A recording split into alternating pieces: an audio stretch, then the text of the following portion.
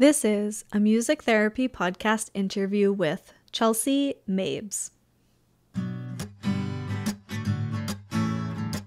What I challenge music therapists to think about is the fact that you might not be a trauma music therapist. You might not be providing trauma-specific service. People who provide trauma-specific services are people like Jennifer Secura in Connecticut, who does disaster relief, and she was responsive after the Sandy Hook shootings. So she does trauma-specific work. But what I'm challenging people to think about as a music therapist is being a trauma-informed music therapist. So we all support people who have survived a trauma, whether or not we know about it, whether or not we see symptoms of it, which a lot of people call them behaviors, but I don't call them behaviors. You won't hear me say that. They are symptoms, okay? They are responses. So, and a great example of how everybody has experienced trauma is the collective trauma of COVID.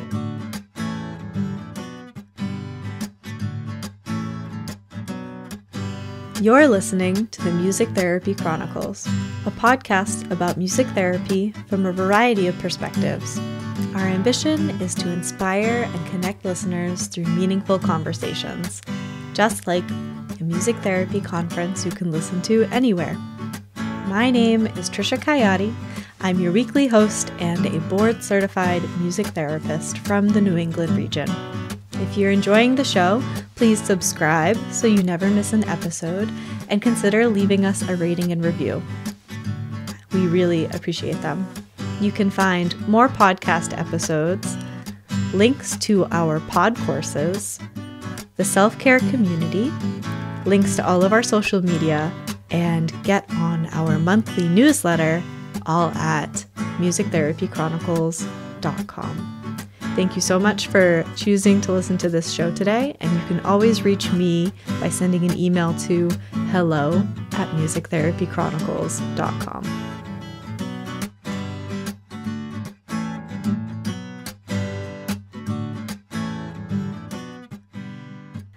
Welcome back to the Music Therapy Chronicles, and welcome to part 2 of my conversation with Chelsea last week. If you missed that episode, please go back and listen to it, because it'll probably put this episode more into context.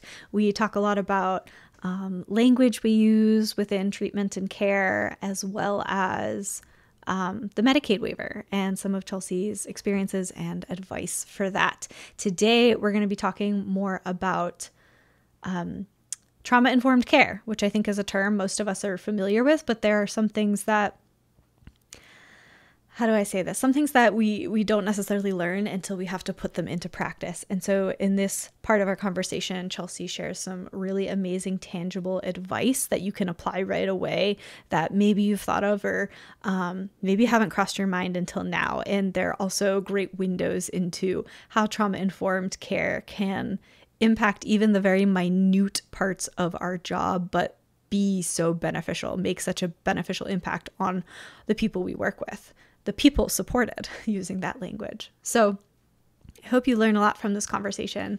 I mentioned this in last week's episode, but in case you missed it, in the show notes, I'm going to have linked the Peer Support Network, which is a free kind of peer supervision style group setting where some amazing music therapists are putting together just this container for people to get low-cost supervision. And I think that's really important. It's going to be really impactful in our field. There are also lots of communities you can join within the music therapy world that are free or paid for, where you can get that peer support type feel, as well as some direct supervision is provided through some of those communities as well. So if you're in need of supervision, there will be some resources linked that I didn't get to mention in the episode, but want to mention and have here. So without further ado, let's get into part 2 of my conversation with Chelsea.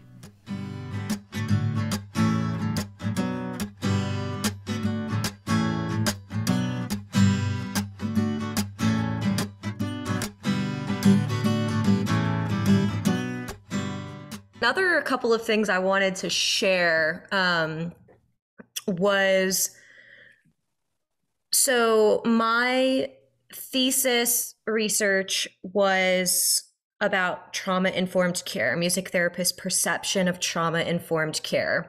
And that information is accessible to anyone who wants it. So my email can be provided and you can reach out to me to ask for my thesis. It is not a secret. I want everybody to read it.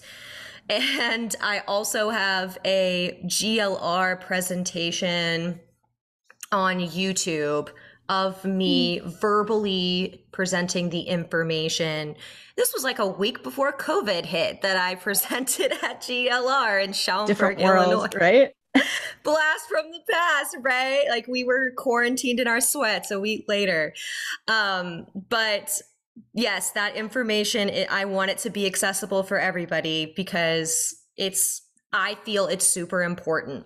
Mm-hmm. And you know, what I think is important to understand about trauma and how we conceptualize trauma is that a lot of people think of big T trauma, like, you know, natural disasters and, you know, assaults and kidnapping and car accidents, but it's the little T events that are often swept under the rug, like divorces, breakups, unexpected moves.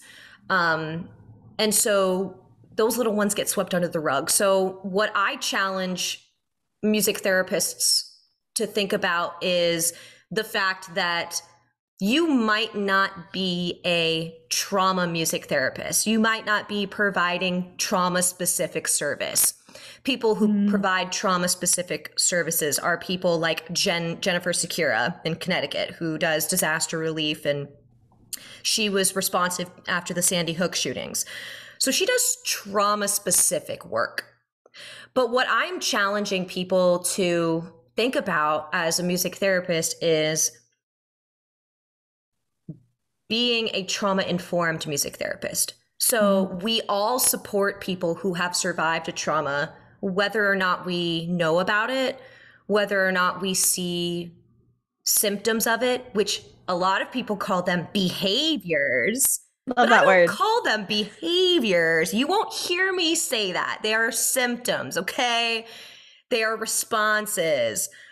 So, and a great example of how everybody has experienced a trauma is the collective trauma of COVID. We all experienced that. Everybody responded to it differently, or we haven't responded yet. Yeah, because our brains have kind of, it's like an imprint, right? It's like a stamp. You know, some of our brains will like immediately respond, maybe go into fight or flight mode, and then that's those immediate responses that we see. But some brains kind of like stamp the event in the subconscious, and then it could emerge later. Yeah. I actually experienced that in March. I was extremely stressed with work, and I'd like to say I'm a generally healthy person. I'm very healthy, and I try to take care of myself. I'm very lucky in the sense that I don't take any medication, and I fight through it if I do, like if I have a headache or something. So I'm extremely privileged and ableist in that way that I don't have those needs. However, in the middle of March, I was stressed at work. I had some other things going on, and my back literally spasmed so bad. Like, I'm telling you, I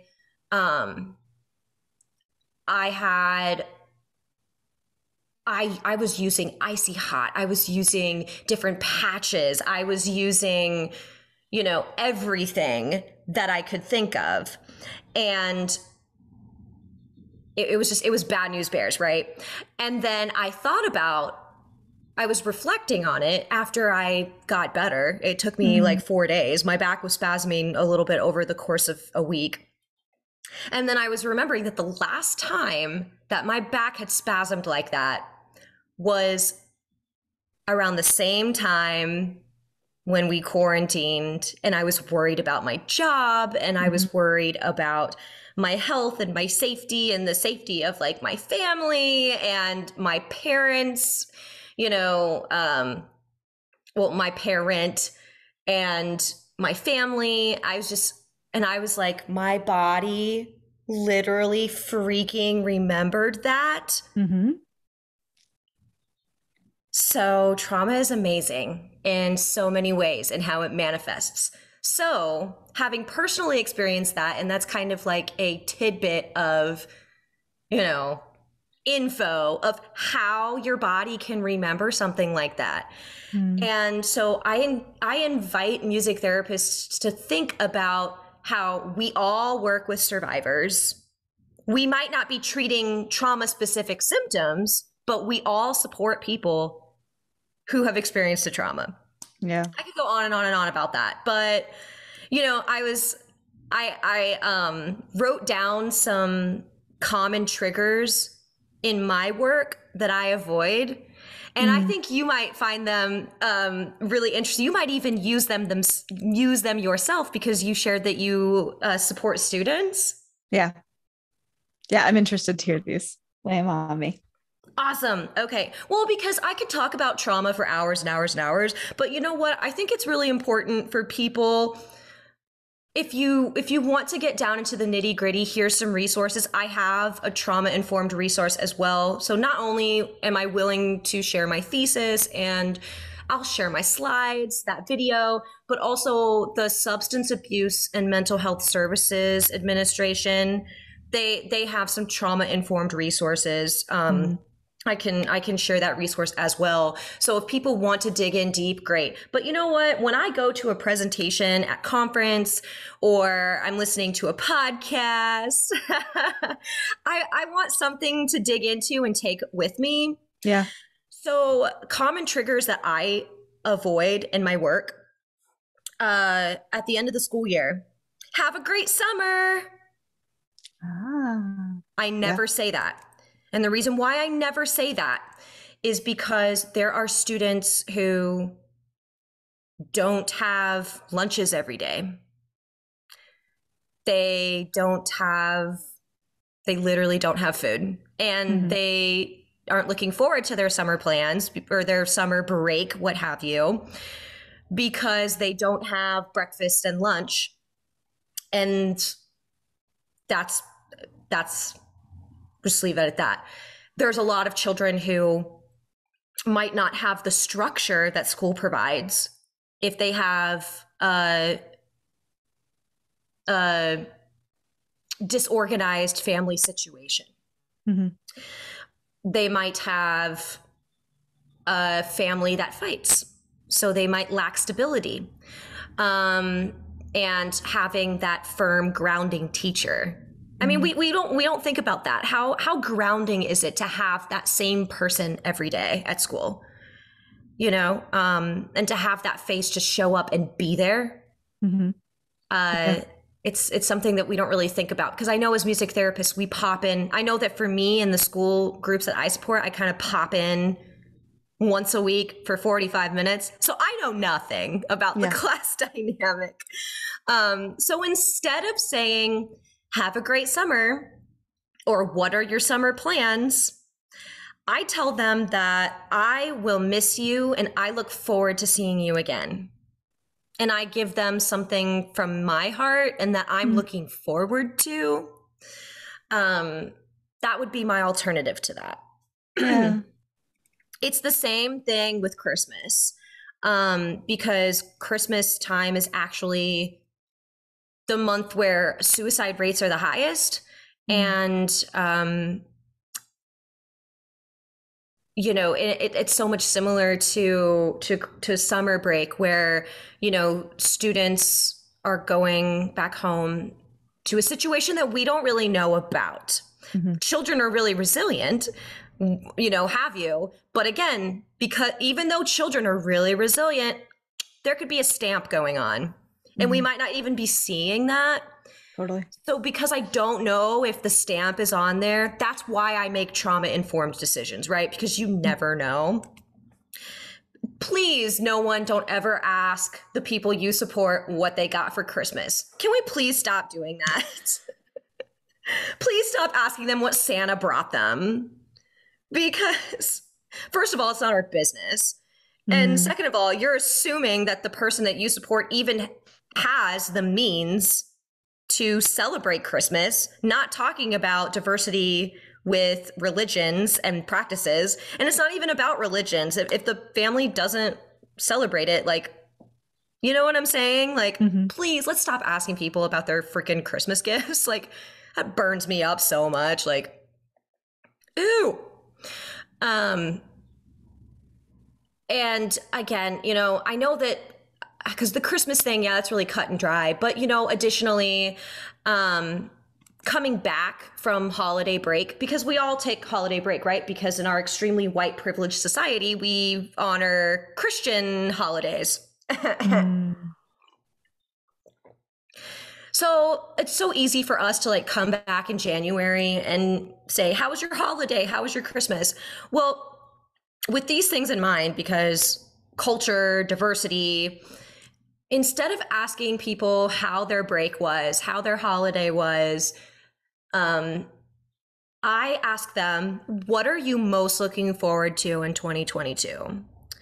What are 3 things that you want to accomplish this school year? So instead of hyper focusing on these situations that may or may not be traumatic, we can look for the future and say, oh, well, what, you know, Trisha, what is one goal that you have for the rest of this school year? Okay, how can I help you achieve that goal? How can I support you in achieving that goal? So instead of focusing on something that could be traumatic, we're changing our lens and we're looking forward to something and supporting that person. And that helps foster resiliency. So just some like, you know, little tip. And the last one that my last common trigger that I hear a lot of is tell your parents. Instead of saying tell your parents, I would recommend saying take this to your adult. Because a lot of people, you know, live with an aunt, an uncle. Maybe they have a foster parent. Maybe they're fostered and soon to be adopted. Maybe they live with grandma, grandpa. You know, so I encourage taking this to your adult or speak to your adult about this, because, you know, continuing to stay parent and mom and dad, it's not trauma informed, y'all. Just gonna leave it cut and dry. So those are my common triggers that I suggest we amend. And again, just like we talked about with language, it takes practice and we are not perfect. So have some grace with yourself as if I encourage you to challenge yourself, but also have some grace. Yeah. With that. I love those. Definitely things that have crossed my mind before. So I love that you've highlighted them and also given alternatives, especially because it can be challenging to be a professional in an environment where those, we'll say, phrases are being used and you know they're not ideal, but you're not sure how to model an improvement. So you've given everyone a model they can use. Yeah. One thing that I do in my classes, because I also see them usually once a week, I'll go in, you know, class comes into the room, whatever, and, you know, how has the week been? And that's reflective. And like, I understand there could be something, but whatever they say, I try and honor. So if it's like, oh, it's been really terrible, or thumbs down, or sometimes they say nothing. And I'm like, okay, well, that means it hasn't been a good week. And I say, it's okay. You can tell me, like, how has the week been? You can say whatever you need to say. And then from there, I'll do okay, how can we improve that for group, or what should we do in group today that will help with that, or that will make you feel better, or, you know, whatever it is. So try and acknowledging, like, yes, you can reflect on things and not be content with them. And that's okay in this space. And also, we're going to make this a safe space where you can feel better if you need to. I love that. That's fantastic. Yeah, I love that you use the word honoring. honoring their Thanks. feelings. Yeah. Yeah. Try. Sometimes, it all sounds good and bright and rainbows, but sometimes you have kids who like are just ruminating on things and you're like, okay, man, like I would love to spend the time with you on that, but we got to focus on the whole group and you kind of got to bring them back. Those times are hard, right? Because you want to be able to give them that space, but also you have 10 other students you have to attend to. That's the Absolutely. reality.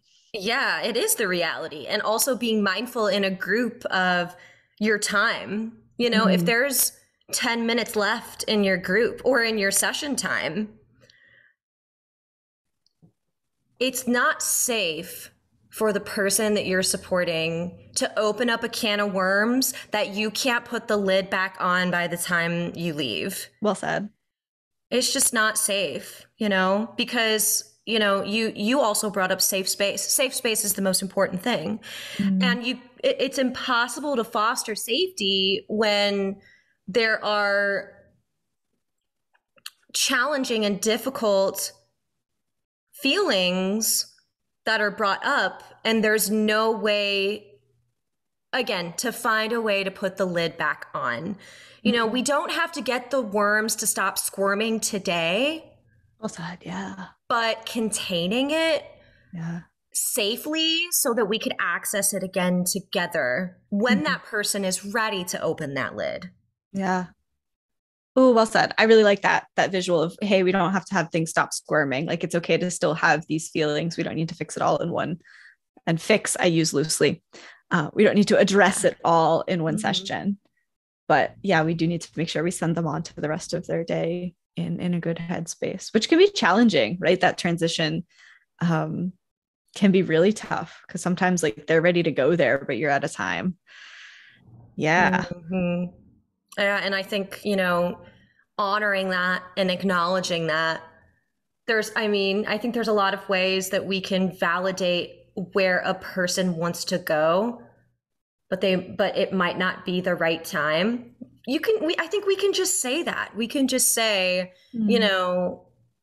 Jane, I understand that you're ready to talk a little bit more about this experience with your cat. And I'm wondering if we can talk about this next week. I'm wondering if you can think about a song that represents what you want to say and bring it to us next week. I'm wondering if next week you can have the floor and you can pick an instrument and share with us musically what's going on. So like validating that, Totally. but then also kind of putting an end on it. Yeah. As opposed to, I've got 10 minutes left and tell us more. And like, I think, but that's the thing is we're curious people and we want to help and we want to dive in. But again, having some restraint and having some boundaries for safety. And let's remember the worms, y'all. I like what you said because it's being very clear and transparent. And I know from working with a lot of my students, they've been through some life and they don't want me to sugarcoat things. And if the reality is we only have 10 minutes left, again, mirroring, I see that you are ready and I want you to have the time and space to share with us. We don't have it today, but we can have it next week. And a lot of them really respond well to being spoken to.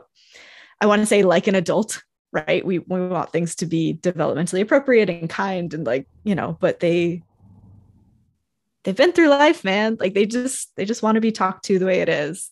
I 100% agree with you. I have also had a lot of success in my clinical work by treating some of these young folks, quote, like adults, like you said, because I don't really know how else, because you said it perfectly. They've been through life. They've experienced some things. That's also a trauma-informed approach in a way, because we don't know.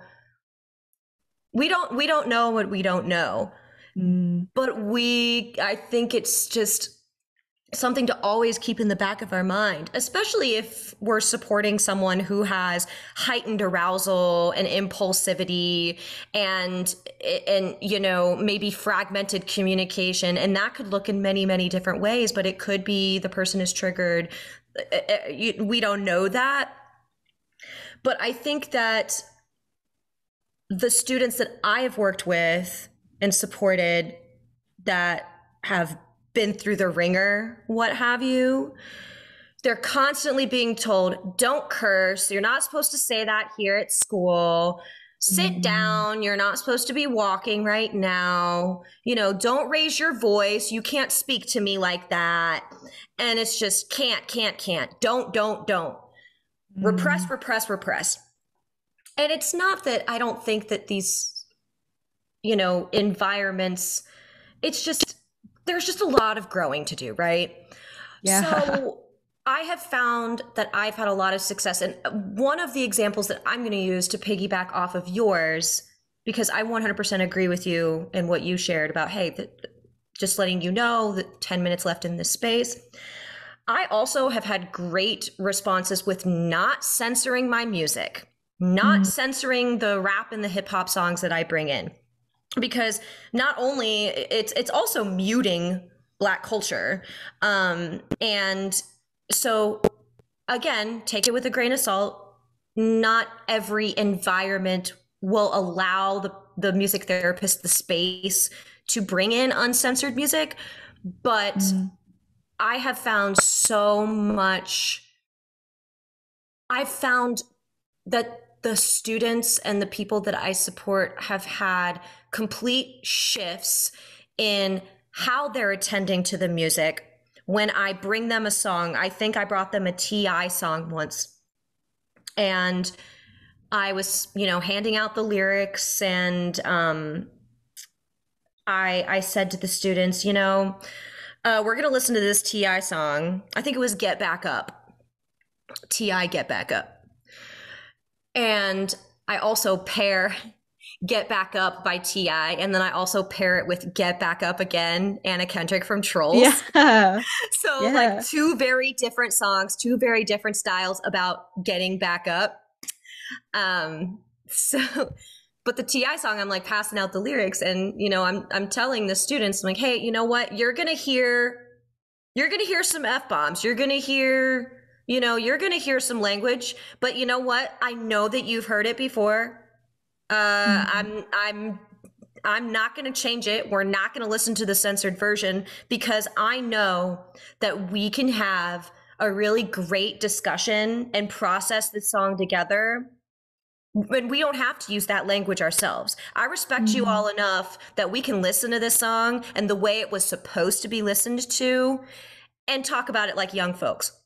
And then you see all those kids like looking down at the lyrics, and they're like, yeah, Miss Chelsea is going to let us listen to the song with the word shit in it. Like, yes. Oh man. So I agree with you. That was one of my favorite song discussion experiences in my career, was when we did the uncensored T.I. song, and I just put it down for him. Like, y'all, I respect you enough that we can do this song together. It's going to be fine. And it was. Yeah. It's beautiful. I love that. For anyone, I am in some environments where the school would not let that happen. So for anyone else who is in that, a way I found to balance it is I usually don't bring songs. I usually let the students choose the songs. And part of that is because I don't want to assume what they like and then censor it. You know, like I feel like there's a little bit of, I don't understand entirely what they want, but they'll tell me what they want. So if I'm in a group, I usually say, hey, like the song needs two things. We need to be able to find a clean version, and the content in the song needs to be okay for school. And the reason I say that in a group is because we need to make sure everybody's comfortable here. Right. And also not entirely my rules. The school says it's got to be clean. So, hey, in a group, those are the criteria. We can usually find an option. But if I have like a one-on-one or even a 2-on-1, I usually say the rules are different when it's just me and you. You can pick whatever you want. And that's not perfect, right? We'd love to be able to just give free range as often as we can. But again, that's a way I've found that I can balance it. And the students usually respect that and can understand, like, when it's just me and Trisha, it's okay. You know, whatever I bring to the table isn't going to offend her. But when it's me and Bob and George and Chelsea and whoever else, like, okay, some of my music, even if they listen to it too, you know, it could not be the time for it. So yeah, that's a way it's not ideal, but it's a way of trying to balance those worlds. Yeah. And had as much experience with that, having, supporting someone one to one and then also seeing them in a group setting. I've only had that experience one time. So again, I mean, I've been practicing since 2015, but there's still so many thwe I haven't experienced yet. So if I need some advice, I can just reach out to you Anytime. because we made the connection. I another since we're talking a little bit about like songs and like approaches and stuff, I've got a few. I like, again, because we've talked about like syntax and language and stuff. I personally have an aversion to the word intervention, Oh, music yes. therapy interventions. I say it all the time, but I try and catch myself. Yes, tell us. Yes, yes. Because again, we all seen the show Intervention? Like, so basically it's a show, I can't remember what program or what provider or whatever, TNT maybe, perhaps. So basically Intervention is a show that follows individuals who are either struggling with some type of addiction or disorder that has progressed to the point where it's affecting their health, their well-being, their life, and those around them. And so an interventionalist will come in and consult with the family, and basically they have an intervention, which almost always in the show is a sit down with the person who is struggling and needs support. And then they try to put a positive spin on it, right? Yeah. So basically, when I think of intervention, I think about that show and how they are coming in and they are changing something. They're seeking to change this person and their addiction, essentially, right? Intervention also, it kind of makes me think of the medical model, right? Because if I'm going to intervene when someone is in respiratory distress, we need to have some type of respiratory intervention immediately, right? So we need to change something in order to make it better, in order to heal them. Well, in the work that I do, I support autistic people. I support people with intellectual and developmental disabilities. There's no cure for autism. There's no cure for Down syndrome. So what am I healing exactly? What am I changing? I can't change the fact that they're autistic. So no, I'm not going to use a music therapy intervention. I have music therapy strategies. Strategy. Yeah. I have some music therapy applications.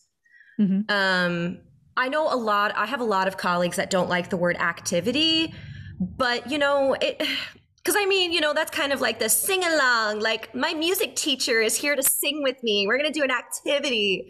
Yep. So yeah, I also get a lot of people aren't a fan of activity, but it is an option, right? But I like strategy. So I have music therapy strategies for how I'm going to support this person and their goals. So I've got some strategies that I really like. You know what? Have you ever used the Beatles' Let It Be for like a songwriting experience? Yeah. I think every music therapist I've talked to has used that. And Let It Be is my favorite songwriting to do. And I don't have to overcomplicate it.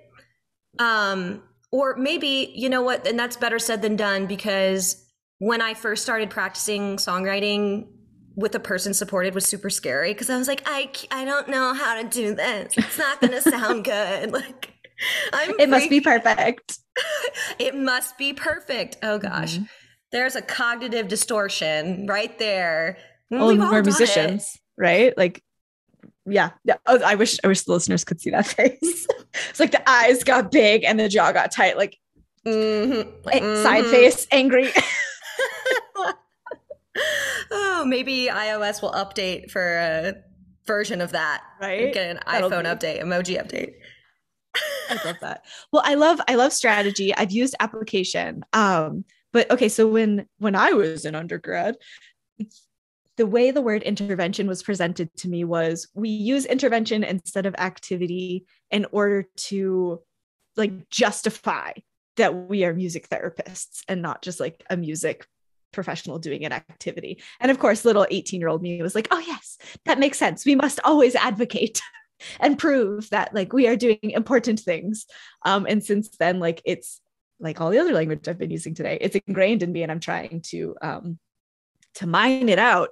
But yeah, I like strategy. I like application. I use activity and I try to and use it in a way that's like reclaiming it. It's like we can do activities. Like, my teachers do activities and it doesn't mean the students aren't learning. Right? Yes, My there you teachers. go. My bad. The teachers in the school to which I go. I know, right? It's just, see, you're going to notice it all the time now. You're going to My notice ego. when people are. My ego is like, everything is mine. Ownership. I own it all. Yes. It's mine. Oh my gosh. But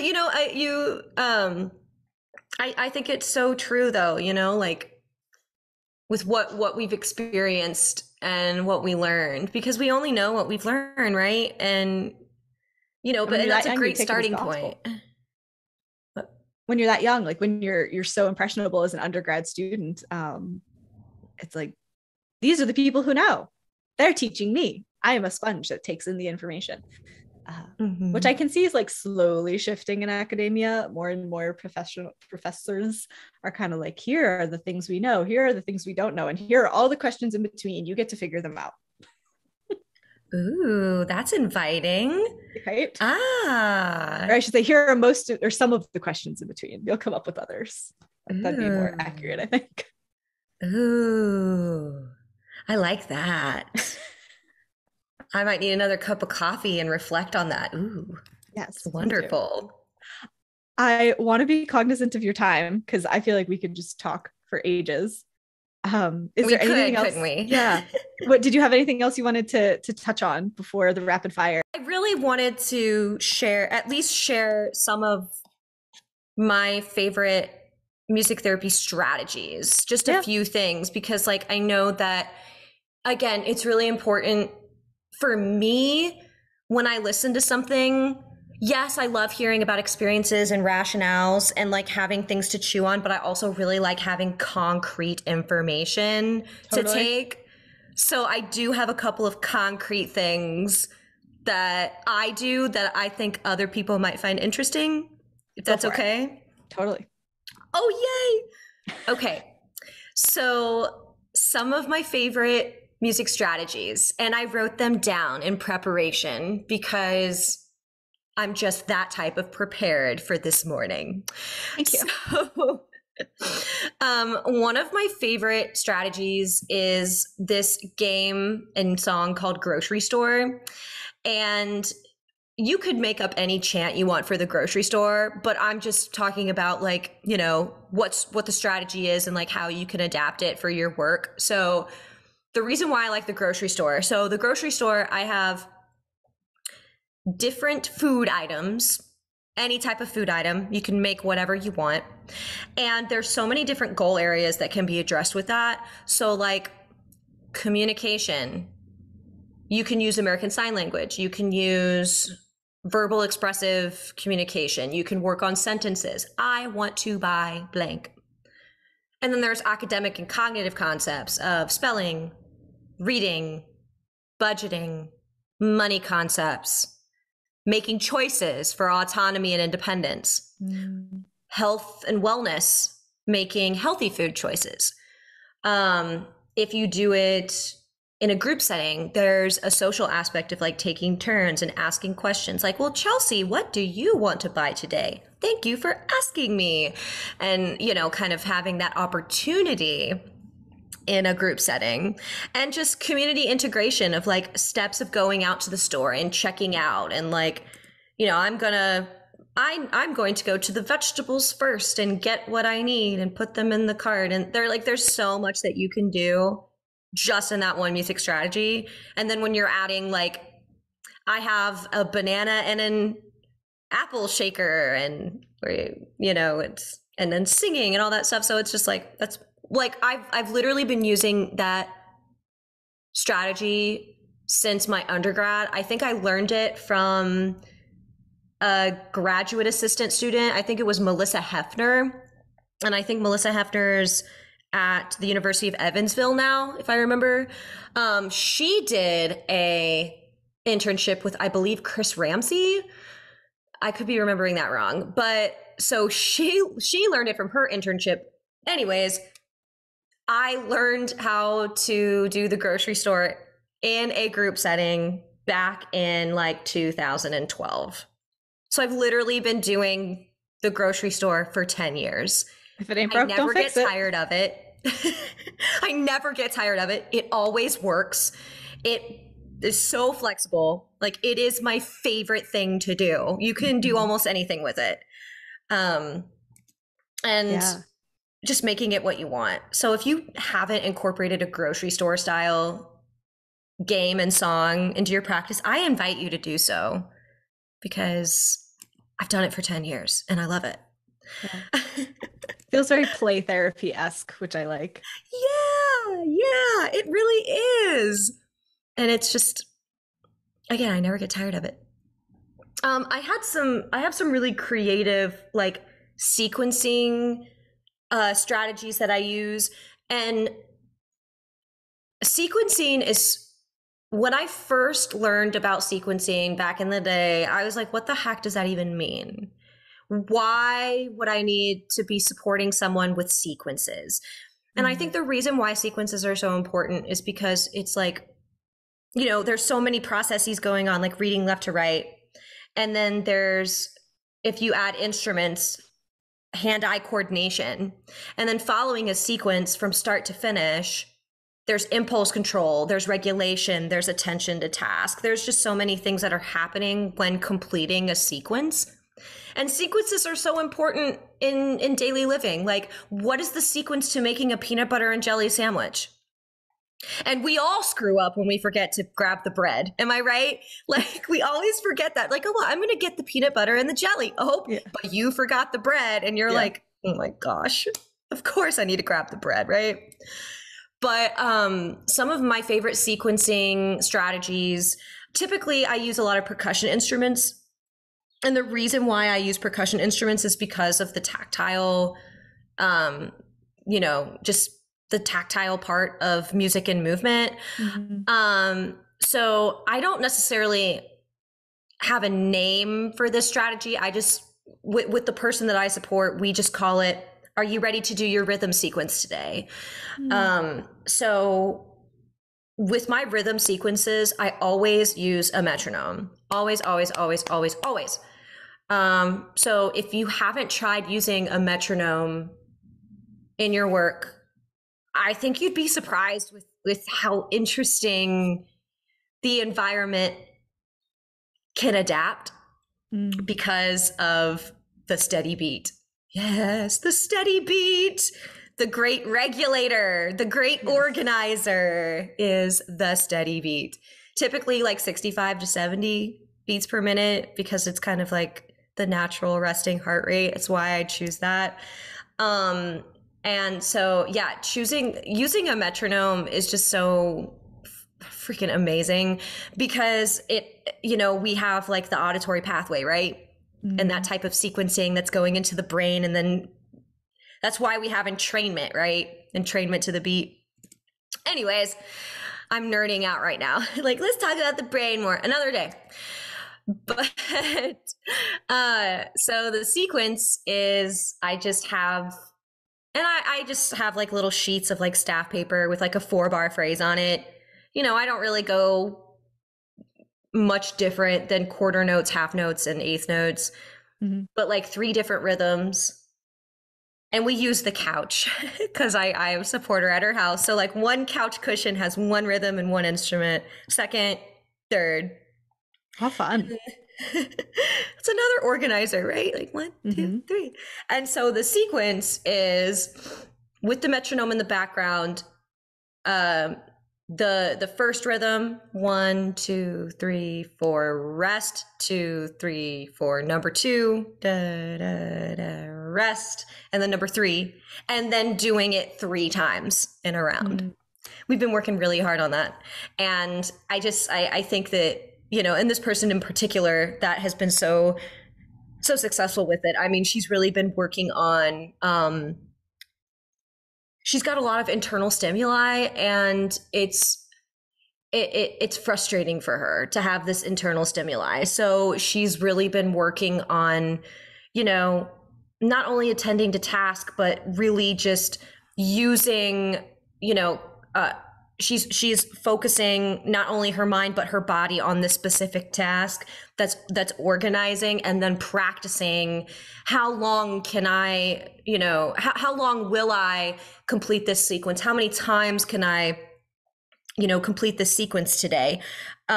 Because I think a year and a half ago, she used multiple prompts just to get through one sequence of 3 rhythms. Yeah. And now she's doing the sequence 3 times consecutively. Yeah. And it's just like, how empowering for her. How awesome the music has organized and helped her do that for herself.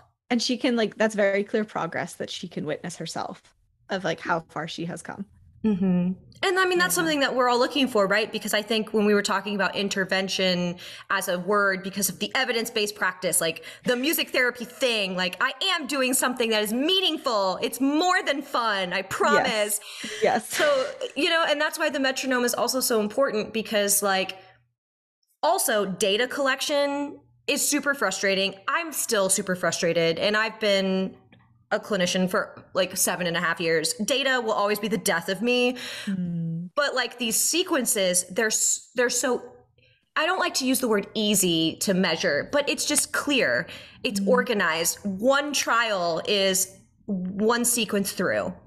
So one trial, and then you got another trial, and then I got another trial. And it's just, it's measurable, and it's attainable, and it's just so much easier for me to use that type of strategy.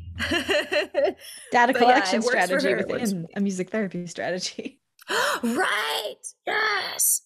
Another adaptation to that, which I have done with a person supported, is rhythm suicides. Have you ever like, did you ever do suicides in gym class? Like you run to the first line, run back, run to the second line, and run back.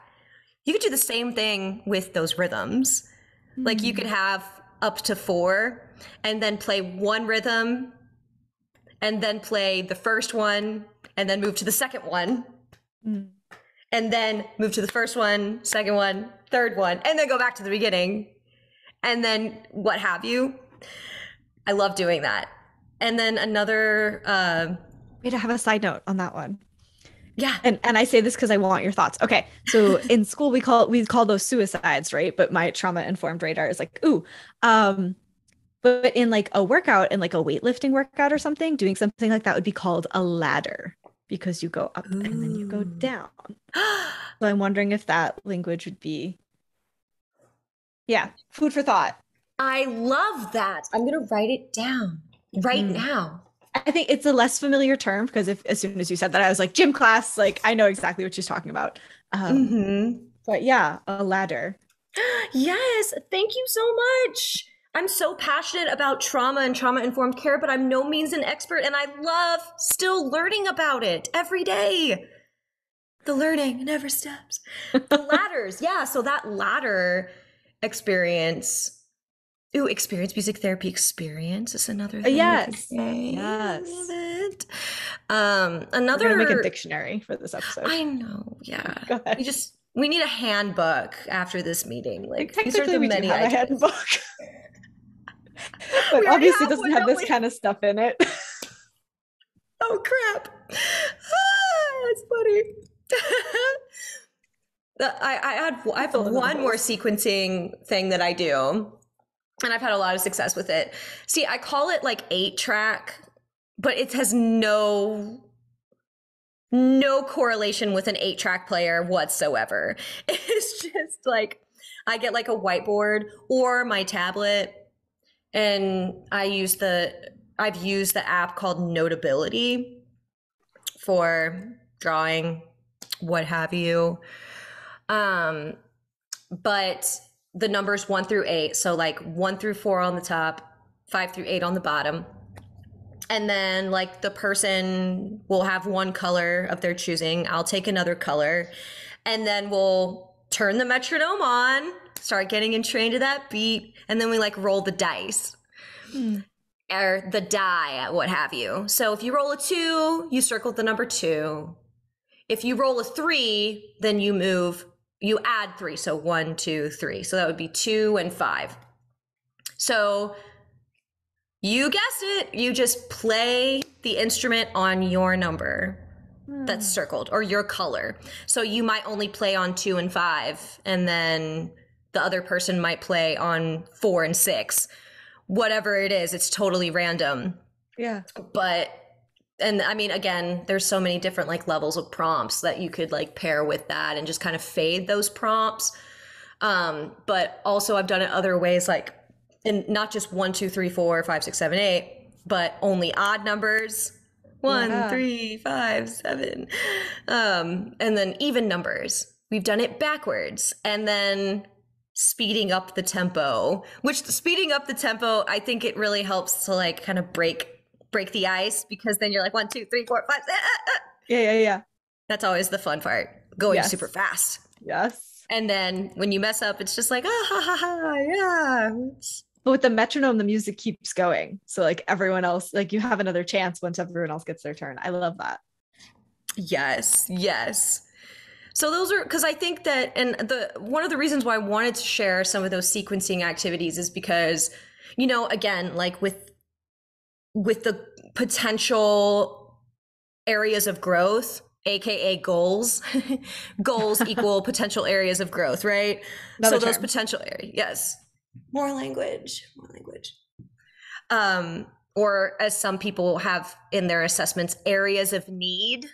Yeah. So as opposed to areas of need, areas for potential growth. So I think that sequences, because there's so many things that go into it, right? Like I mentioned earlier, like the attention and the regulation and impulse control, like so many things go into it.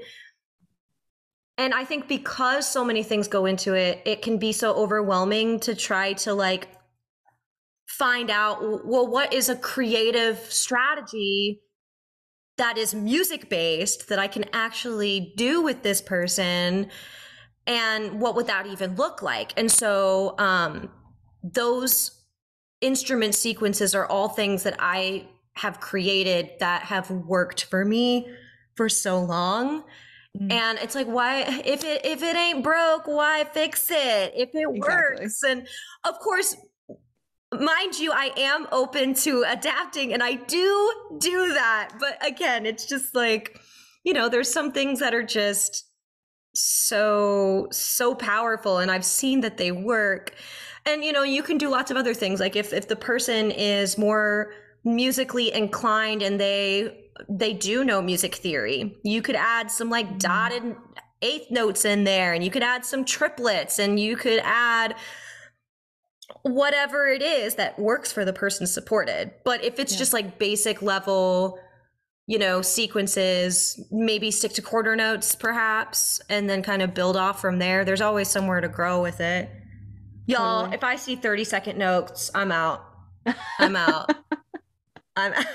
Especially if you have like a shaker. I love when people try to do fast rhythms on like a one-handed instrument. They're like, buffalo drum, 16th notes. Yes, or like a triangle. Yes. Triangle, at least you go on the inside. You could like triple it pretty fast, but yes. I'm cramping up just thinking about that. Yes. Well, I love those. I look forward to trying that, doing the you said the Notability app one where you write the numbers. I can think of a couple of my groups that would, like what we've been working on, that would be a great next step for them. So I'm excited to try that one myself.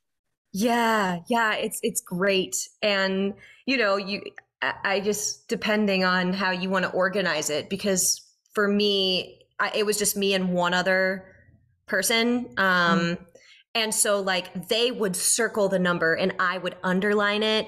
Yeah. So it still had like a little bit of organization and, or you know, make it more challenging and underline them both, and you know, let's keep things the same. Or you know, maybe I'll do a triangle over the number and then I'll do a square over, and you know, maybe each person plays on one number, or maybe I think I would love to hear how you adapt it for what you're doing, because there's so many great ways. Mm-hmm. I call it 8-track, but I don't know what else could we call it.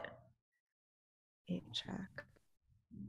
I don't know. I'm thinking of, I used to march drum corps, and I played trumpet. So just for anyone listening, this will make more sense knowing that. The drumline people, like any break we had, they would sit around a drum pad and they would each have one stick, and they would like subdivide rhythms together. It'd be like, you know, they each do quarter notes, so they each do eighth notes, and then they each do 16th notes, and like they would, just to get their rhythm so in tune with each other that you couldn't tell who was playing, or like there was no hiccups in the rhythm. And so this is making me think of that. Yeah, I don't know how else to explain that. Also, I do this game called Pass the Beat. Everyone gets a beat in the circle and we go around, bump, bump, bump around the circle. If someone plays 2 beats, it switches direction.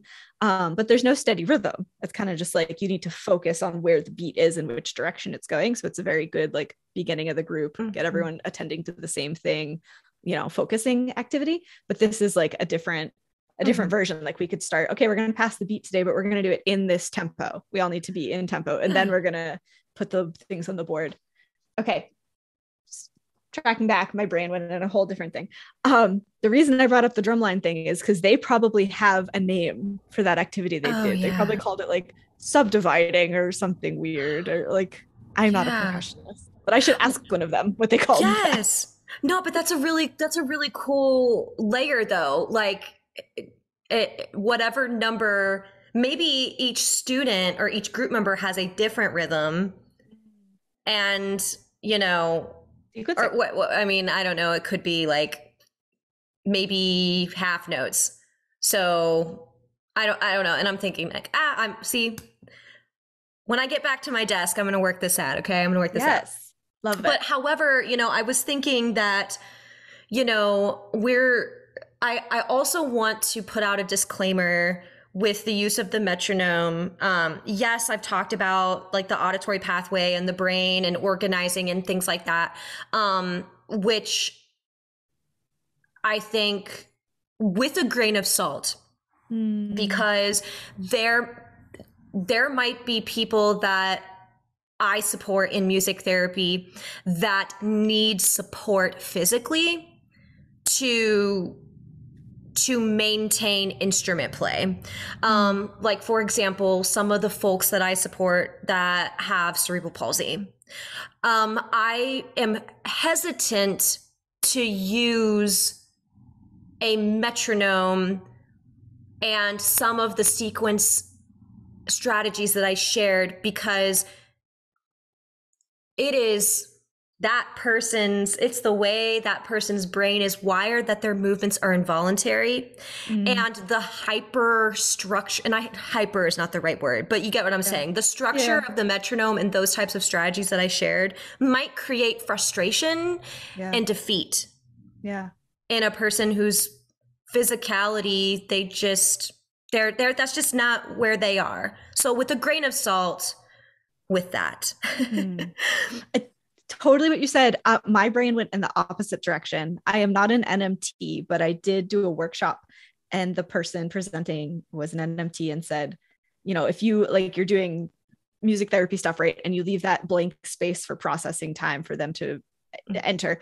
If you keep a rhythm going, I usually do that on my feet, like just tapping my feet to whatever beat, that helps the brain keep cycling. Whereas if you just left that space and let it be empty, suddenly like the brain was starting to entrain and then it went away. And so it can actually be really supportive to like leave that space, but keep that foot tapping, keep that like rhythm somewhere to keep the brain cycling and leave as much processing time as needed, but keep the rhythm going in a supportive way. So experiment with both, you know, see if like keeping that rhythm going is helpful for the supported people that we work with, or if it is creating a sense of defeat, you know, right? That's what we do as therapists, is trial and error and then find the best option.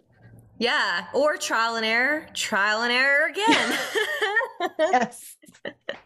Yes. No, but I'm really glad that we took a little bit of time to talk about strategies, because I feel like I have more ideas and I feel energized that, you know, because it's always good to chat with another person who gets it. She thinks I get it, everybody. Agreed. Yes, this has been a great conversation, and we could obviously keep talking. Yes. Are you ready to move into the rapid fire, or do you have more on your heart and mind? Okay.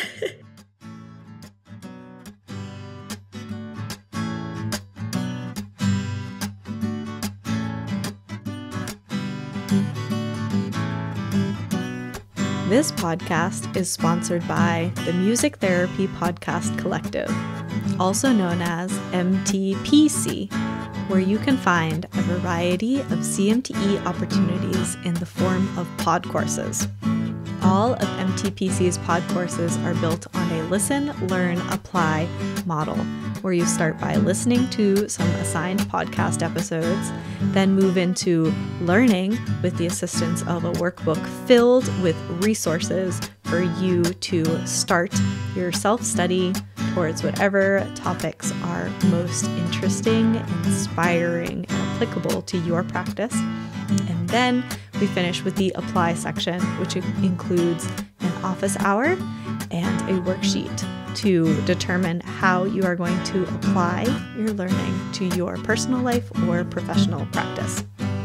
You can find all the Music Therapy Chronicles pod courses on our website, musictherapychronicles.com, and you can find the entire catalog of pod courses at MTPC's website, mtpodcastcollective.com. Make sure you also get on the MTPC newsletter for 10% off your first pod course purchase.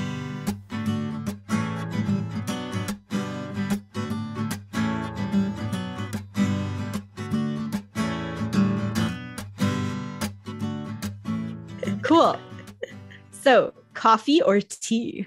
Coffee. Surprise, surprise. Early bird or night owl? Night owl. Oh, thank you for getting up this morning with me then. You're welcome. I'm surprised I was so chipper. I appreciate it. You're welcome. Something you'd tell your younger self? It is okay to make mistakes. Kind of cliche, but I think I needed to hear that. Yeah. When I was younger. Yeah, I don't think that's cliche at all. Thank you. Your music therapy elevator speech.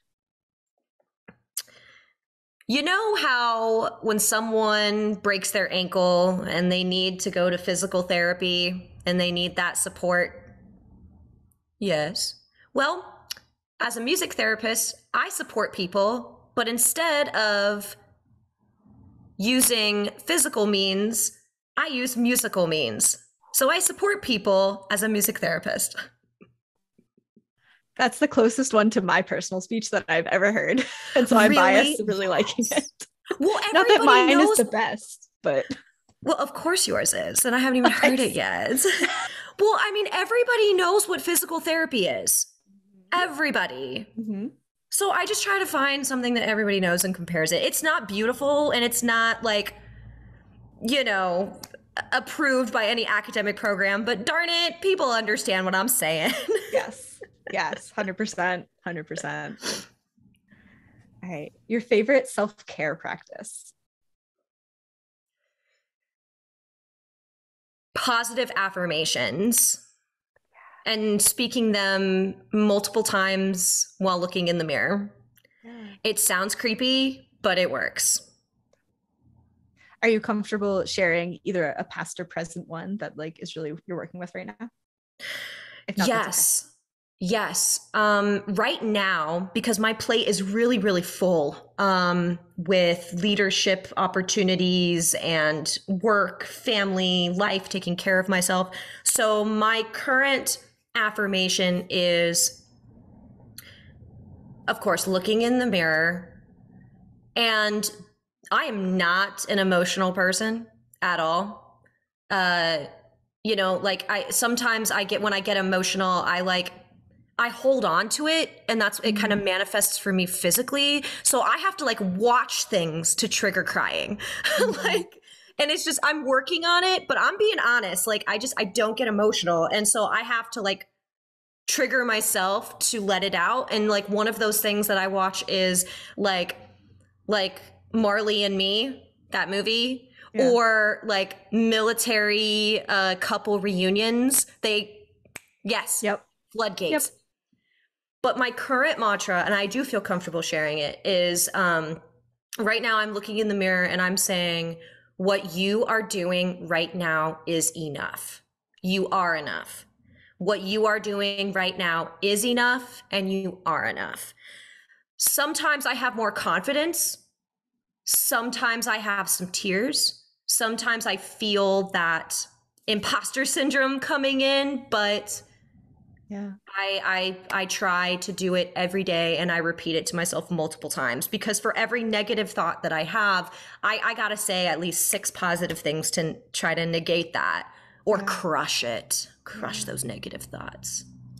Do you use the book I Am Enough in your sessions? It's a children's book. I am forgetting the author right now, but I will link it in the show notes. I don't, but I would love to, because I still, even though I did a lot of telehealth for a while, I even in person, all the books that I use, I put them on my computer as a slideshow. Yeah. And so I'm always open to adding more quote books, aka slideshows, to my work. I am enough. I will link it. And also the melody that I use with it, I learned from Stephanie Level. So I will link her wherever she posted that. So all that will be in the show notes. Yes. Something that's currently adding value to your life. Oh, adding value to my life. Currently, it is my colleagues here in Lafayette. I have 2 colleagues that I work with, and we're also friends, which is an absolute joy. Yes. So they're bringing value to my life in more ways than they know. But I will share that with them and let them know that they're bringing value to my life. They bring value to my life, and they validate my life. They're special people. That's awesome. It's great to have music therapy people around you. Yes. Yeah. Yes. Yeah. All right. The next one, I recognize my use of language here, and I choose to use the word intervention in this question so that it's fluid and everyone understands what the question is. No worries. But maybe it will change over time, right? Your favorite intervention or song to use in a session. This could totally be one you've mentioned already. Yeah, definitely Let It Be. Yeah. Okay. Let It Be is my favorite. Yeah, absolutely. And the reason why is because I think we touched on it, because we were like, when we were young, we didn't know it had to be perfect. Yes. But the reason why I love Let It Be is because, so when I find myself in times of trouble, AKA identify a time where you needed help. Mother Mary comes to me. Did someone help you? Or how did you receive help? Speaking words of wisdom. What did that help look like? Or was there advice? And let it be. What was that advice? So it's just super doom, doom, doom, doom. But the great part about that song is because musically, because the kicker here is, okay, so what's the advice? What are the words of wisdom? What helped you? And over the years, I've had people share so many different pieces of advice that have worked for them. Leave it alone. Just have faith. It'll be all right. Take care of yourself. And it's so powerful to musically validate that with just have faith, just have faith. Yeah. Or leave it alone, leave it alone, leave it alone. Speak in words of advice, leave it alone. And so musically, it's just the best. But I'm also starting to get real sad because the younger that the people I support are, the less likely they are to know who the Beatles are. Yes. So it's a little bit of education in there, everybody. True. We have to find a more modern version. Yes. Yeah, for sure. Yes. I'll think on that. Something will come to me. Yeah, right? Maybe, you know, I don't know, because I think I need to get in touch with what some of the top 40 people are. I'm like, right. Yes. I got homework to do. There's never ends in our profession. Never ends. I'm thinking maybe Let It Go, but change that. And even that's a little old already. And not everyone will identify with Disney, but that's the closest I can think of right now. I just need the next Disney princess to be an alto. That's all I care about. Also true. I just yes. Yeah. Yes. And so do all of our people we work with, because many of them would like songs that they can sing comfortably. Thank you. Yes, that needed to be said. Okay. Yes. Come on, Disney, get with it. Yes. Yes. Lovely. All right. The last question is, where can the listeners find you and connect with you? I am very active on Facebook, Chelsea Mabes. You will see my face. Facebook is probably the most active way to engage with me. Message me, add me as a friend. You know, I just want to connect with the music therapy community. If you're a music therapist, I'm your friend already, and you don't even know it, but I am. And there's so many other ways to get in touch with me in different capacities. So for friendly fire, Facebook would be great. But if it is something specifically related to the Great Lakes region where I'm located, I'm also a DEI representative. And I am the DEI representative liaison with the executive board. And so if there's something that is on your heart or on your mind specifically about that, or something in the GLR, I encourage people to connect with me through the website.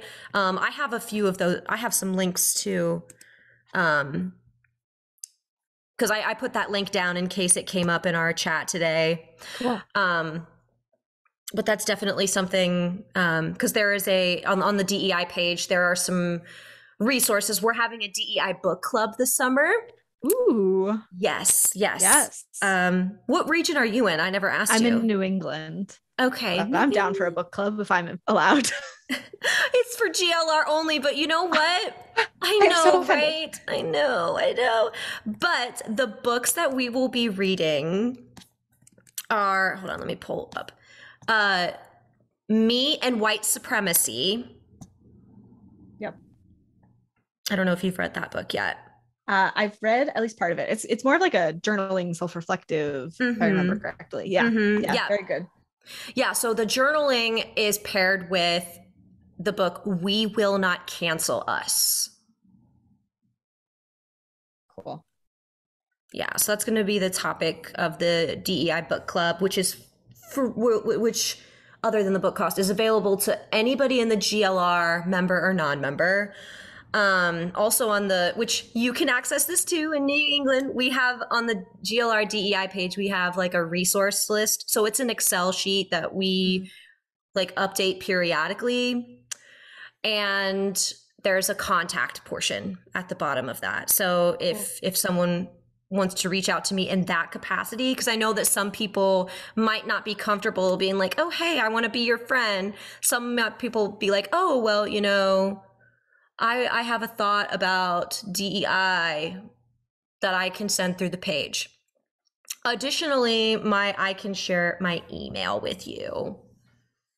again, for the professional capacity, again, because some people might not be comfortable asking a question about what they heard us talk about or reaching out to me specifically. An email might be the most comfortable way as opposed to a DM. Right?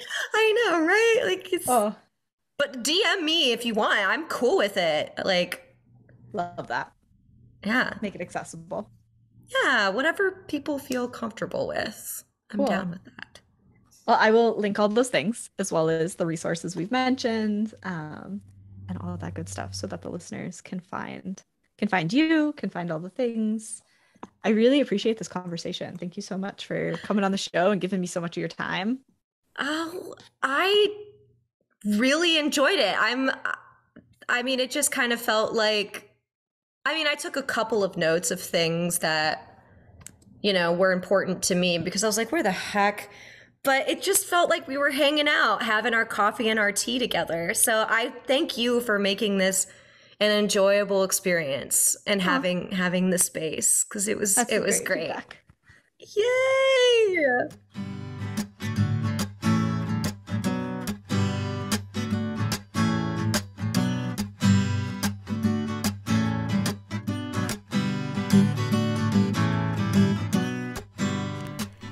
Thank you again for being here to listen to today's episode. I hope you learned a lot. I hope you walk away with maybe even more questions than answers, or some ideas to chew on, or things to kind of develop your own opinion and thoughts on. We definitely had a lot of contemplative conversation today, which I appreciate. And I also really appreciate that Chelsea left us with tangible advice as well, because it's great to have these thought-provoking conversations, but it's also great to have some starting points to use. So if you enjoyed today's episode, please consider leaving a rating and review. They really help the podcast be more visible. Also consider taking a screenshot, tagging Music Therapy Chronicles online so we can see what you're listening to enjoying, and maybe even include some of your own thoughts and feedback. This would be a great conversation to have more dialogue with, share more tips that are similar, related, or maybe even completely different than what we talked about today, because as a hive mind, we can accomplish and have a positive impact so much more. So yeah, thank you again for spending your time over here on the Music Therapy Chronicles today. I hope you have a fabulous week, and I will see you in the next one.